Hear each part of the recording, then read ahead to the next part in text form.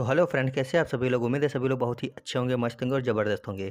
तो आज की ये जो अपनी स्टोरी रहने वाली है, आपको पता है कि आज से 1 हफ्ता पहले एक दामाद जो अपनी सास को भगा कर ले गया था, उसके बारे में पूरी की पूरी स्टोरी है।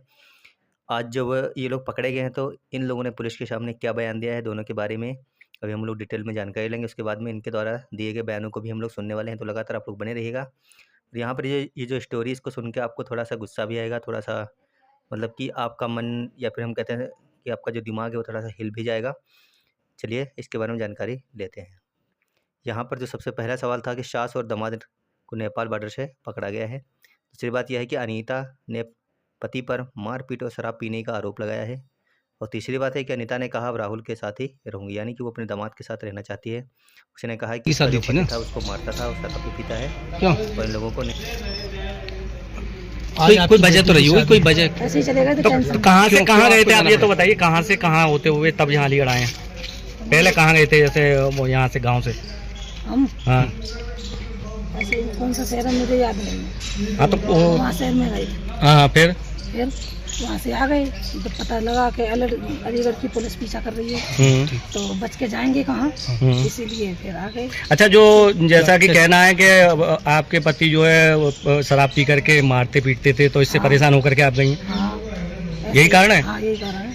अच्छा, जो उनमें दूसरा आरोप लगाया है कि पैसे लेकर के और जो गहने थे वो लेकर, ऐसा कुछ नहीं लेके नहीं गई आप? केंद्र कह रहे हैं कि तुम वो 3.5 लाख रुपए 1 रुपया जेवर तमाम चीज जो लड़की की शादी के लिए बनाई थी, खाली मोबाइल और 200 रुपए, इससे अलावा कुछ नहीं लेके गई। तो यानी कि ये आरोप गलत है? हाँ, 1 रुपया नहीं लेके गई मैं घर से, कुछ भी नहीं। तो पति के साथ रहेंगी या इनके साथ रहेंगी? इनके साथ रहूंगी, जिनके साथ रहेंगी इनके साथ। नहीं तो एक चीज बताओ, जब तक तुम्हारा तलाक नहीं हुआ तब तक आप कैसे रह लोगी? इसी रहना है।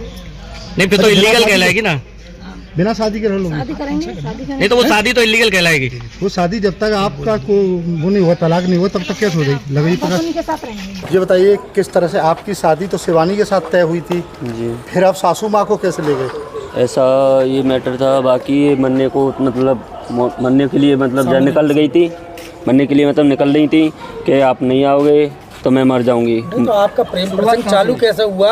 आपकी कहाँ से आपकी प्रेम कहानी शुरू हुई? आप तो बेटी के लिए शादी होने वाली थी। प्रेम ऐसा मतलब ये मरने के लिए मतलब मोहताज हो रही थी।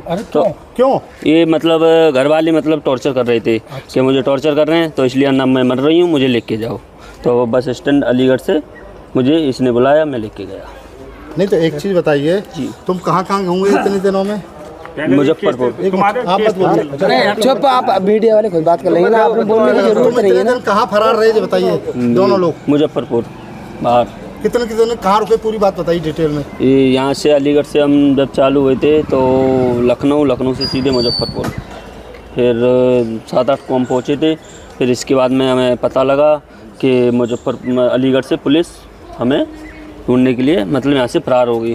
तो फिर मैं इससे अच्छा पहले हम सर के सामने उपस्थित हो जाएं, तो इसलिए फिर हम जब हमें पता लगा तो इससे मतलब वो पहुँचे, हम आए हैं। राहुल, एक बात का फिर जवाब दो आप बात को घुमाइए मत। जी, मैं जानना चाह रहा हूँ कि जिस तरह से आप यहाँ से फरार हुए, कितने दिन कहाँ रुके, तुम्हारे बहनोई को कब पकड़ा पुलिस ने, क्या तुम्हें सूचना कैसे मिली, ये सारी बात बताइए डिटेल में। बहनोई को जैसे मैं तो उत्तराखंड जा रहा था कपड़े लेने के लिए, तो जब उसी समय इन्होंने कॉल किया कि मरने के लिए मैं जा रही हूँ, ना मुझे लेने आओ, ना मैं मर जाऊंगी। फिर उसी समय मैं लेके गया रात को 8-9। नहीं तो आप ही से क्यों बुला इन्होंने कि मरने के लिए आप लेके जाए? आप तो दामाद थे इनके। हाँ, तो मतलब इनका कोई सपोर्ट में नहीं था। अच्छा। कोई घर वाला कोई सपोर्ट में नहीं था इनका, इसलिए सब। इन्हें टॉर्चर क्यों किया जा रहा था? इनकी तो बेटी शादी थी। इन्हें इनके पति, बाकी इनके जो घर वाले जो भी थे ना, उन्होंने वही टॉर्चर कर रहे थे। टॉर्चर तो शादी से पहले भी करते होंगे? शादी से पहले भी कर रहे थे, इनका कोई सपोर्ट में नहीं था। नहीं मैं पूछ जी। तो फिर आप